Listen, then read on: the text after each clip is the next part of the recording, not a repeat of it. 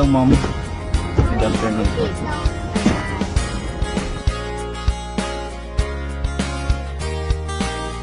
Magandang araw mga Marites at mga Tolits. Nandito na naman tayo sa kakaibang episode ng Real Talk with Porsche. Bakit? Dahil inimbita natin ang ating guest ngayon na merong araw-araw na pinagdadaanan sa buhay dahil sa syndrome na meron siya. Pero ipakilala na muna natin siya. Marlon Tourette Vlog. Ayun na, magandang umaga, tanghali, hapon, magandang araw po sa inyo lahat, sa lahat po ng manonood sa atin, mga kamartes at mga katolis dyan. So, samahan nyo kami mga Marites at mga Tolits. I-real talk natin si Kuya Marlon. Kuya Marlon, tatanungin kita. Ayan. Gaano katagal ka na nagda-drive? Sa ganito trabaho, ma'am, magpa 5 years na po ako. 5 years. Okay. Tapos yung pang dinadrive mo na sasakyan, sa'yo ba yun? Ang hindi po, ma'am, nakikidrive lang po ako. Barang may operator po ako. Yung may-ari yun, bayaw ko. So, bali yun. Kaya pinagkatiwala sa akin na alam niya marunong mag-drive. Pero kung sabihin mong iba yung may-ari, baka hindi siya magtiwala sa akin kung maneho yung sasakyan. So, shout out. Baka meron dyan mga Marites at mga Tolits. Baka meron kayong ibang extra na sasakyan dyan sa garahe nyo na pwede nating ipabiyahe kay Kuya, di ba? Para kung sakaling sira yung isang sasakyan, tuloy-tuloy pa rin ang kanyang hanap buhay. Na-aksidente na nga ba sa pagmamaneho si Kuya Marlon? Sa taon na nagda-drive, wala naman nangyayari ng gano'n. Kumbaga, kaya nga kumbaga parang ang hirap paniwala na parang hindi naman makapaniwala na parang walang involved na gano'n yan. So yun yung totoo, wala po tayo kasi like sinasabi sa mga pasahers ko, hindi ko gagawin yung bagay ito kung alam ko naman hindi ko kaya. Diba? Kung kapag ginagawa ko ito, anong sarili ko kaya ko eh. Alam ko yung, di ba, kahit naman yung alam mo yung kakayanan mo. So kung din ako siyempre, iba, hindi sapat yung sort ng kaya ko, safe kayo. Siyempre, andun pa rin yung mga pasahero na matatakot sila, mag-aalangan sa'yo. So iba't iba, minsan yung makasakay ako na alam mo sasakay siya sa biyahe ko, pero ramdam mo sa yung takot, yung pangamba nila. Ganun. Siyempre, kung paano ko iniingatan yung sarili ko, ganun ko rin naman iniingatan sa sakay ko. Ayun, siyempre ma'am, dahil siyempre naging pasahero kita, ako na may tatanong sa'yo, no? Sige, Kuya. So, siyempre, kasi marami nagko-komento sa akin na, ayaw sumakay sa aking biyahe, hindi raw safe, nakakatakot. So, kayo ngayon ma'am, na-experience na sumakay sa akin, ano yung pwede nyo ibahagi sa mga manonood na yung sa naging biyahe natin? Ano ba? Ano masasabi nyo sa naging biyahe natin? Yung sa panahon na nakasakay ako dito, na ikaw ang nasa Manibela, nakita ko naman na walang pag-aalinlangan yung pag-drive mo.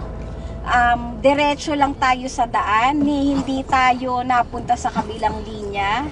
Nakita ko na walang kinalaman yung involuntary movements mo sa kung saan papunta ang sasakyan. Kaya masasabi ko talaga na safe ang pasahero mo. At sigurado ako napakarami mo ng pasahero talagang naihatid sa kanilang pupuntahan, no? Na hindi naman nagreklamo, na hindi nakarating o nagkaroon ng aksidente, no? So, I would say the same, na kung ako ay nasakay sa'yo sa Metro Manila at naging totoong pasahero mo, hindi ako mag-aalangan. Magbibigay ako ng tiwala sa iyo, Kuya, kasi nakita ko maayos ang maayos ang driving mo eh. Hindi tayo naliko o kahit ano. 'Yon, Kuya. Salamat. Kung i-rate nyo ako ma'am, thumbs up ba ma'am? Ay, oo, thumbs up. Parang katulad nga nung in-award sa iyo, 6 stars. Oo. Di pare, kung sakasakali mo sasakay uli kayo sa aking biyahe. Oo, sasakay ako ulit, walang problema. Salamat, maraming salamat. At dahil dyan ma'am, bata mo na ako. Ano man ang mangyayari sa buhay mo, pagdadaanan, doon ka lang laging tumingin sa positibo. Tama po, ganun talaga. Kasi, di ba? Kasi may iba parang, alam niyo parang gusto sumuko, gusto bumigay, parang, ang hirap ng buhay, nagdasal ako, hindi binibigay sa akin. Yan tanong, yung dinadasal mo talaga ba nararapat para sa'yo? Di ba? Deserve mo ba? At saka minsan kasi, yung iba, alam mo yung nagdasal ka, binigay sa'yo, hindi mo lang napansin. Minsan dumating na sa buhay mo, mas higit pa sa hinihingi mo, hindi mo lang napansin kasi iba yung pinagtutuunan mo talagang di ba? Parang bibinibigay sa'yo na mas magiging maganda mangyayari sa'yo. Pero hindi akala mo, hindi lang makakatutulong sa'yo, iba hinihingi mo, di ba? Tama. Ako di ba, dati hindi mo talaga na-expect na makikilala ako ng mga tao. Parang ang ko lang dati noon, dasal ako, parang yung bagay, sana bigyan mo ng blessing ganyan. Dati nung pa ako, dati nagdasal na doon mga movie niyan. Ay, parang gusto ko rin mag-artista, gusto ko magtrabaho sa harap ng camera. Talaga? So, binigay nga niya. Hindi niya artista, pero parang sa harap din, sa pagbablog. Binigay din niya, di ba? Nasa camera ka din. Binigay din niya. Parang, ay, ganun pala yun. May purpose talaga sa'yo si God eh. Meron sa'yo ako sa'yo eh. Totoo. Di ba sabi ko nga sa iba, yung nag sa akin. Binigay sa akin ng God kasi alam kong may purpose siya sa akin. Parang gagamitin kanya instrumento para maging inspiration sa iba. Yun nga. So, yun siguro yung naging naging papel ko sa mundo. Di ba? Alam ba maraming may mga gatong may Tourette sa mga kilala ko na takot silang lumabas. May mga, iba rin may message sa akin. Mga may anak sila, ganyan. Takot sila, parang nahiya sila. Mga alam nila parang, parang mahina ang loob na sila. Kaya sabi ko, bakit nyo isipin sabihin ng ibang tao? Di ba? Hindi sila gagawa ng kapalaran nyo, kayo uukit ng kapalaran nyo. Kumbaga parang, huwag nyo isipin sabihin ng ibang tao, isipin mo kung ano yung kaya mong gawin, kung ano yung magagawa mo. Diba kasi ang ending yan, ikaw pa rin dyan eh. Yan nga. Ikaw pa rin yan, hindi mo pwede, ay gusto ko magiging ganito, kaya lang sabihin nila, ganito eh, nahihiya ako eh. Bakit gano'n, di ba? Hindi naman sila nakapatakbo ng buhay mo eh. Kung pagtawanan ka nila, maliting ka nila, hayaan mo lang sila, di ba? Mas maganda kayo yung ganun eh, mas nakaka-challenge, di ba? Parang yung buhay mo parang, ay meron kang paghuhugutan na parang, kasi hinamak-hama ako nito kaya naging matibay ako eh. Sa akin nagpatibay yun din eh. Yung mga na-experience ko na sinasabi ng ibang tao, sabi nila ganito, yan, tatawan ako, ganyan. Doon ako naging matibay. So, Anong nararamdaman mo? Anong naiisip mo kapag alam mong merong ibang tao na hindi mo kilala na nagtiwala sa'yo? Sobrang saya ma'am, kasi alam mo yun parang first time lang tayong nagkita, mas nagtiwalaan mo na ako. Kasi di ba, sa totoong buhay, yung tiwala, yung isa sa mahirap makuha sa isang tao eh. Di ba? Di ba, kaya kapag nanituan, nasira yung tiwala, di ba, parang ang ano nan. Kaya parang ganun sa puntong, nun mula ako nakita, ganito pa ako. Pero ibinigay mo sa akin yung tiwala mo, na parang, hindi tiwala ka sa akin, na mayatid kita lang hanggang sa pupuntahan mo. Mga ganun, nakakatuwa. So, kaya pag yung mga ganun talagang bumaba sa akin, bumaba silang mingiti. So, masaya na rin ako. Parang, alam mo yun yung reward sa akin. So, parang ang hirap ng biyahe, ang traffic, pero kung ganun magiging pasahero mo, so, ano man yun na pagdaanan mong stress sa traffic, paano nawawala? Oo, parang mas gaganahan ka pa, no? Parang may vitamins ka na for the day. Parang inom ka patuloy sa'yo na parang, sige lang, diretso mo lang biyahe mo. Parang maniniwala sa'yo. Ayun. So, parang napakasayang kakwentuhan ni Kuya Marlon, no? Parang, ayain kitang mag-coffee, Kuya Marlon. Tuloy natin doon yung kwentuhan natin. Sige po ma'am, no problem po. Okay. Kakaiba talaga ang episode natin ngayon. Bakit? Kasi inimbita ko para maging guest natin ang isa sa content creator na hinahangaan ko. Maaring hindi nyo pa masyadong kilala ang taong ito, pero para sa akin, napakatibay at napakalakas niyang tao dahil sa araw-araw na panghuhusga sa kanya ng mga tao ay nandito siya at patuloy na lumalaban. Hindi ito basta-basta. Bakit? Lumabas na ang kanyang buhay sa Rated K, sa MMK, Wagas, Stories of Hope. Naging guest na rin siya sa Bandila, sa Mars, at sa iba't iba pang network na meron tayo sa Pilipinas ngayon. Meron din siyang awards sa Uber, 6-star Uber driver, sa Grab, Excellent Award. Ang ating guest ngayon, si Marlon Tourette Vlog. Magandang araw po. Ilang magandang araw po. At syempre, magandang araw din po sa lahat ng ating mga kamartes at mga katolis po dyan. Ayun. Alam na agad ni Kuya kung sino ang mga viewers natin, no? So maraming salamat, Kuya Marlon, kasi pinagbigyan mo kami ng time. Sumisikat ka na talaga ngayon sa social media eh. Napapanood ko yung mga vlogs mo habang ikaw ay nasa araw-araw mong biyahe. Opo. Oo. So, standard sa Real Talk with Porsche na hindi alam ng ating guest ang questions na meron tayo ngayon. So, ready ka na ba, Kuya Marlon? Ready na. Ready. Ayan. First question, Real Talk. Sino si Marlon Tourette Vlog? Si Marlon Tourette po ay isang pangkaraniwang tao lang din po. Isa po akong TNBS driver. Na patuloy na lumalaban sa hamon ng buhay. Kuya, syempre sa iyong nabanggit mo nga na meron kang nakikita nila ngayon, no, sa camera na meron kang kondisyon. Yes, ma'am. Ayun, ang tawag sa iyong kondisyon ay Tourette Tourette syndrome. syndrome po. Oo. Para lang sa kaalaman ng ating mga marites at mga tolits, magbibigay ako ng kaunting explanation kung ano ba ang Tourette syndrome. It is a condition of the nervous system. It causes people to have tics. Tics are sudden twitches, movements or sounds that people do repeatedly. Ibig sabihin nito, tama ba Kuya Marlon, na involuntary ang Yes po. movements na meron ka sa katawan mo mula ulo hanggang paa. Yes po ma'am, ano po siya, yun nga, involuntary po siya. No? Tsaka dagdag ko rin po no, sa mga kamatis natin dyan, tsaka mga katolik natin dyan. No? Yung pong ganitong kondisyon po, Tourette syndrome po ay, hindi po siya nakakahawa.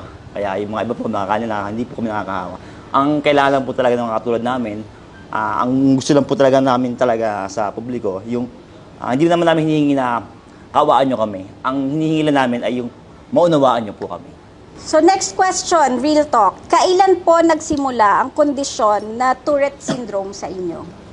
Ano po ma'am, nag-start sa akin nun, mga edad ko nun, mga 6 years old pa lang ako, mga 7. Ano siya, nagsimula siya sa mata. Papikit-pikit lang ako nung una nun. Hanggang sa lumalaki ako, dumadami na yung mga tics ko. Yung sa muka, sa balikat, sa paa, hanggang sa buong katawan, sabay-sabay na siya. Habang nagkakaedad ako, dumadami siya.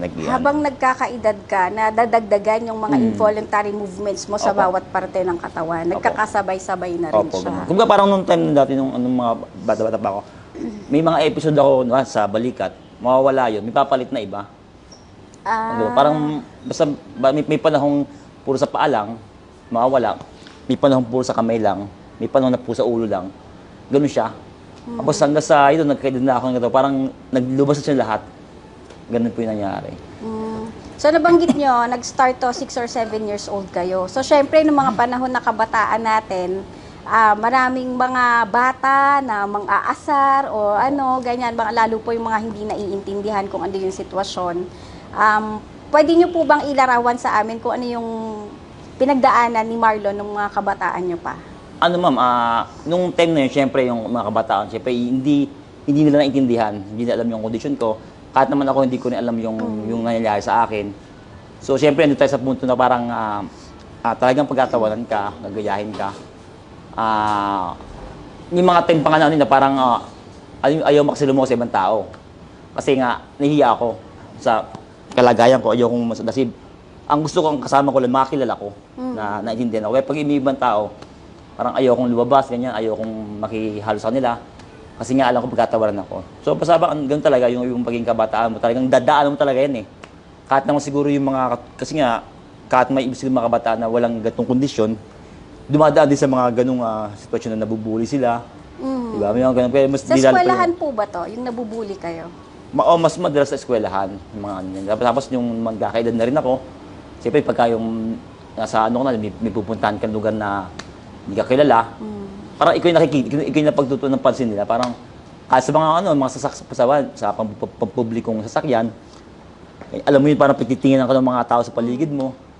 Minsan sa upuan, lalayuan ka. Kasi akala nila, kung ano nangyayari sa'yo, baka parang inaatake, ganyan, natatakot sila. Maganda po yung mga napagdadaanan ko nung time na yon na hindi ko pa siya alam din yung wala akong, tsaka yung time na wala akong sapat na paliwanag na parang hindi ko sila malapitan na parang, ba't pagkataon niyo ba ako parang ganyan? Kasi may Tourette syndrome ako.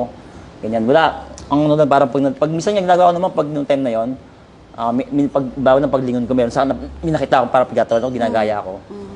Minsan ginagawa ko, ako na minsan yung umiiwas. Minsan tumatalikod ako. Ito mga marites at mga tolits medyo seryoso ang ating episode ngayon. Kasi katulad na sinabi kanina ni Kuya Marlon, ang Tourette syndrome ay hindi po naman nakakahawa. So kung meron po tayong makita sa paligid natin, sa lugar na kung nasaan tayo, na merong tao na may Tourette syndrome, wag naman po natin silang husgahan, wag naman din po nating layuan dahil unang-una nga po ito ay hindi nakakahawa.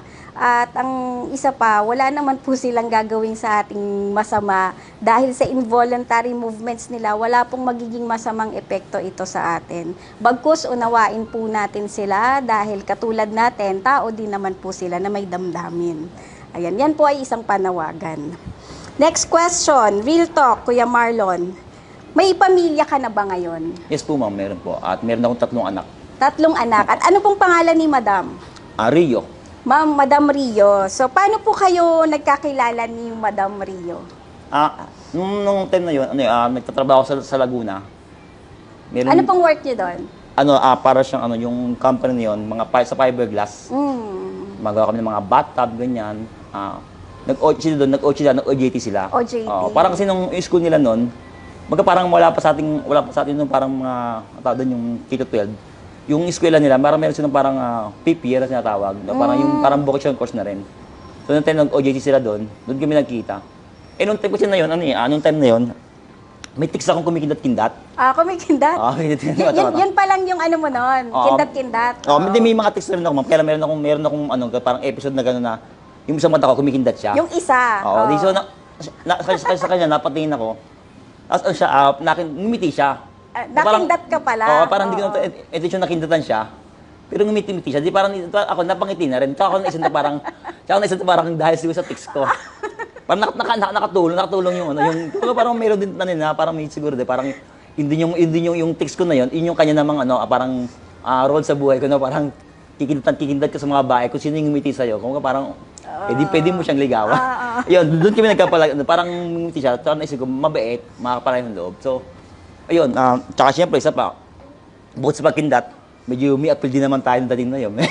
Medyo milox din naman tayo. Siyempre, opo kuya, pogi po kayo lalo sa personal. Salamat.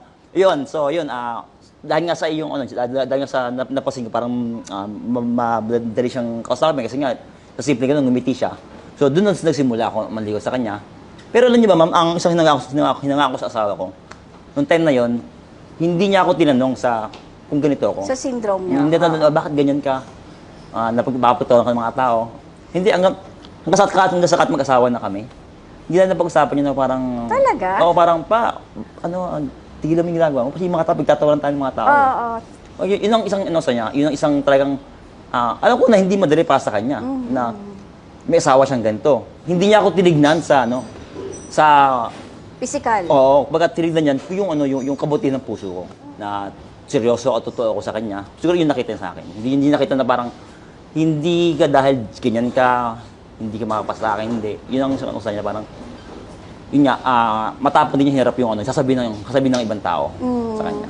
So si Madam Rio, tinignan ka niya sa iyong panloob at hindi panglabas na katayuan. Hindi lahat ng babae ganyan po, Opo, no? ma'am, opo. So, jackpot na po tayo kay Madam Rio. No questions asked. Gusto kita, mahal kita, tanggap kita. No? At yung mga anak ko, ma'am, hindi sila, lumaki sila nang hindi nila sinasabi na, bakit ganyan ka? Hindi na pinag-usapan niya hindi na pinag-usapan kahit sabi sa mama niya na, ba't si Papa, ganun. Parang lumaki rin sila na normal ako pa sa nila. Alam na walang na nila. Iba, na walang iba sa akin. Na hindi ka kakaiba. Opo. Ganun yung naging sa akin. Napakaganda po ng support system na Opo, meron ma'am. kayo sa pamilya nyo ngayon. Opo, tsaka syempre, ganoon naman talaga, di ba, dapat talaga, yung talagang sisimula sa tahanan talaga, yung suporta. Di ba, kaya nga sa mga katulad ko, may mga pinagdaanan, meron kayo member ng pamilya na may ganitong sitwasyon din. So, dapat talaga yung suporta, ipakita nyo eh. Kasi kung makikita niya na sa inyo pa lang, hindi siya sinusuportahan, paano pa sa labas, di ba? Mas, parang mas maganda yung sa loob pa ng tahanan, alam niya na meron siya pang hawakang matibay eh. Na kahit lumabas siya, diba, alam niya parang hindi niya man naiintindihan, pero pag uuwi ako, may sasandalan ako. Yung mga ganun, di ba? Agree po ako dyan. At for sure, meron ng mga lalaki dyan, mga tolits, na subukan ko kaya yung style na yon, yung kikindat ako, no? Kung may ngingiti din kaya sa akin. Kasi yun ang pinagsimulan ng love story nila ni Madam Rio eh. Kaya mga tolits sa amin, nakuha na kayo ngayon. Next question, real talk. Kamusta, Kuya Marlon, ang naging buhay mo nung panahon ng pandemic? Ma'am? Hindi tayo makalabas, hindi tayo makapaghanap buhay. Kasi nga, Kuya, di ba, ang hanap buhay mo ay Sa Grab driver. Grab driver ng mga TNVS ba ang tawag TNVS doon? driver Oo. po. So, ibig sabihin, merong nagbubook sa'yo Opo. para magpahatid from one point to other. Ganun po, no? So, nung mga panahon na yun na, syempre, mga bawal lumabas, walang mask, ganyan. Paano mo na-survive yung pandemic? Ayun, syempre, di ba, yung timing ano yun, kung baka tigil lahat eh, di ba? So, syempre, wala naman hindi gusto nun, biglaan. So, ang isang ano, syempre, wala kaming ipon. So, mahirap, di ba, parang kailangan mo talagang, dumiskarte. Kasi doon ka sa panahon na parang, yung, kung sino madiskarte, makakabante. So, siyempre, tigil lahat, walang pagkukunan. Siyempre, kahit pa paano yung suporta ng pamilya. Kayo na lang, di ba? Kayong pamilya mo lang tutulungan doon sa mga ganun. Sa inyo, naiikot yung talaga. So, may mga pagkakataon parang paano kaya ito malalampasan? Paano kaya ito mapagtatagumpayan? Kasi hindi mo alam kung kailan matatapos eh. So, yun, dimiskarte kami mag-asawa. Yung asawa ko, siya luto-luto, ganyan, mga kakanin, pa-order siya. So, ako taga-deliver. So, doon may ikot yung aming, para makabangon, makaabante. Mairaos niyo yung pang-araw-araw niyo. Ganun. Pagka parang dumating sa puntong parang gusto mo sumuko. Pero inisip ko, ba't susuko? Parang hindi lang naman ako lumalaban eh. Hindi lang naman ako dumagat sa itong pagsubok. Lahat tayo, buong mundo tayo lumalaban sa inyo. So, kailangan mo talagang dumiskarte, kailangan gumawa ng paraan. Huwag ka parang, isa tong hamon to. Huwag ka kailangan pagtagumpayan to. Parang alam ko pag natapos to, may magandang bukas na naghihintay sa atin. Parang kumapit lang tayo, magtiwala tayo doon sa taas. Ipapupuntahan, ipatutunguhan, di ba? Parang competition yun, parang parang kung gusto mong manalo, lumaban ka. So yun, ginawa ko, kailangan ko lumaban. Tsaka isa pa, may umaasa sa akin, may pamilya ako. Pag ako huminto, pag ako tumigil, paano pa yung mga, kumbaga para akong ibon, paano pa yung mga inakay ko. Di ba? Na wala namang magsusuporta, susuko na ako. Paano sila?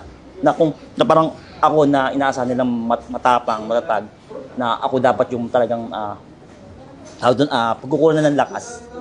As wala na ako, hihinto ako. Paano pa sila? Opo. So kaya nung yung ginawa ko talaga patuloy ako, at gano'ng kahirap yan, lalakarin ko yan. Alam ko, pagdating yan, pag sa dulo niyan, meron reward yan. May naghihintay sa atin sa dulo ng maganda. So, very positive ang outlook ni Kuya Marlon, mga Marites at mga Tolits. So, sana ito ay maging inspirasyon sa atin na kahit gaano pa kahirap yung pinagdaanan natin, kahit na meron siyang pansarili na pinagdadaanan, talagang positive outlook pa rin sa buhay dapat ang meron sa kabila ng mga pagsubok. Kasi dati ganun yung parang ko, parang alam mo parang bakit ganito, bakit lagi mayroong pagsisisi, may pang may tanong. buti pa si ganun. So hindi pala makatutulong sa iyo yung ganun eh. Parang ang pananaw mo sa buhay masyadong negative. Hindi mo tutulong sa iyo. So kailangan mo talagang sa buhay mo, yung pananaw mo positibo ka lagi. Mag-isip ka ng bagay na talagang makatutulong sa iyo. Dapat ganun. Kaya doon sinimulan na parang kailangan sa lahat ng gagawin positive tayo sa gagawin natin. Para mas maganda kalabasan. Kasi pag inisip mo lagi parang negative, mukhang hindi wala mangyayari diyan. Wala talaga mangyayari diyan kasi ikaw pala mismo sinasabi mo na wala mangyayari. Yun nga. Diba? Tama, agree. Next question, real talk. Kuya Marlon, di ba ang iyong source of income ay TNVS driver? So, ibig sabihin, araw-araw nasa kalsada ka, araw-araw iba't ibang tao ang nakakaharap mo at nakakasalamuha bilang iyong pasahero. Hindi natin maiaalis na may mga tao na hindi nakakaintindi sa sitwasyon mo. Paano mo hinaharap yung mga araw-araw na tao na nanghuhusga? Yung panghuhusga ng lipunan, paano mo yun hinaharap araw-araw? Nung pasok yung trabaho ko, ma'am, alam ko na yung magiging sitwasyon ko, alam ko na yung maranasan ko. Alam ko na parang iba't iba ang mga experience ko rito. May makakaunawa, merong hindi. May matutuwa, may matatakot sa akin. Ano ko ganun? Kasi siguro dahil sa tagal ko na sa dami ko na naranasan na ganung experience, parang ang ginawa ko na lang, bakit ko kailangan magpa-apekto sa kanila. So ginawa ko kasi kaya mas naging matatag ako. Yung lahat ng mga kabigo sa buhay, mga rejection, mga komentong di maganda sa akin, lahat yung iniipon ko. Iniipon ko siya, binubuo ko siya parang isang malaking sandata sa akin. Parang, parang ginawa siya isang matibay na pundasyon. So, kaya yung mga iba na mga comment sa akin na hindi maganda, ng ganyan, ganyan ako, ganyan, mga rejection sa buhay, walang tiwala. So mas doon ako nagiging mas matapang. Mas doon ko kasi parang yun nagtutulak sa akin na mas maging matibay ka. Na parang kasi alam mo yun na parang doon ko siya nilalagay sa puntong yung gustong patunayan siya na pagdating sa huli, tsaka maisip na parang ang galing pala niya, ang tibay pala niya. Parang hindi ako nagpa-apekto kasi pag siguro nagpa-apekto sa mga ganun na bagay na siya yung talo, ako rin naman, di ba? At hindi lang ako, pag nagpa-apekto ako ron, parang ako na rin isinuko yung laban pamilya ko. So kailangan hindi ako magpa-apekto ron. Kailangan mas maging matibay ako sa mga nangyayari na experience ko na parang hindi ito magpapahinto sa akin. So sa mga kakaranas ako ng mga ganyang bagay, parang, di ba, parang isipin mo, parang ayoko na eh. Kasi yung mga So hindi pala. Kailangan pag minakarasan ng ganyang kabiguan o ano pa, isa palagi. Di ba? So yung naging pamatasan ko, lahat ng mga panghusga sa akin ng mga tao, mas nagiging porsigido ako. Kasi alam ko naman na, yun nga, hindi lahat naman ganun eh. Meron magpupuri sa'yo. Di ba? Yun na hindi lahat ng tao maunawaan ka. Pero meron pa rin makakaintindi sa'yo. Meron magtatanggap sa'yo. Meron parang may makakaunawa sa'yo. Ganun kasi ganun. Parang dun palagi tayo sa positibong pananaw. Positibo talaga si Kuya Marlon sa buhay. Tama naman yan. Ayan, next question, real talk. Ano po ba ang pangarap ni Kuya Marlon? At dati, ang pangarap ko maging isang pulis. Pulis, okay. So, anong nangyari doon? Kasi, kaya lang, hindi siya naging, hindi siya, kasi ako nakatado, hindi naman kami, kasi buhay namin nun, hindi kami, sa buhay, sa kami. So, yung pangarap ko yung naging pangarap na lang. Pero katapan naman, naging pulis ako ng Panginoon. Kumbaga parang, parang ikaw yung mag-share ng parang, di ba, parang, hindi ko man naging, parang, maging matapang naman ako sa pagharap sa buhay ko, no? Parang ganun niya. Kasi nung kaya gusto ko maging pulis nun, ma'am, kasi, parang tingin ko, doon ko makukuha yung salitang respeto.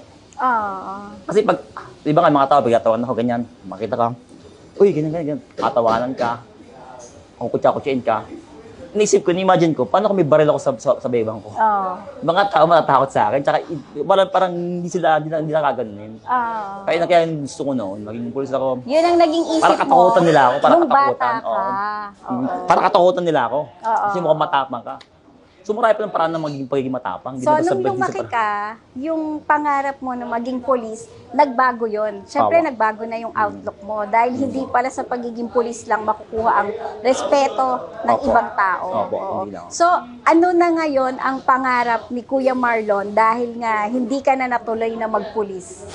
Siyempre, una sa pamilya ko, di ba, magandang buhay. Tapos, yun nga, mabigay ko gusto nila.